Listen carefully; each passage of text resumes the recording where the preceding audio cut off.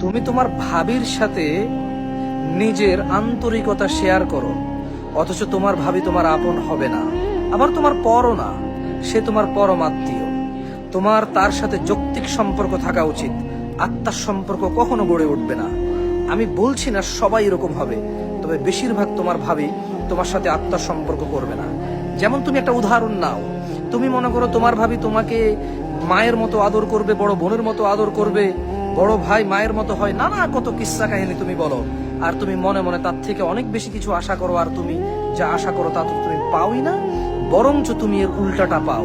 যেমন তোমার ভাবি তোমাকে হিংসুক মনে করবে, সে তার সুখের সংবাদ তোমাকে দিবে না, সে তার সুখের সংবাদ তোমাকে দিবে না।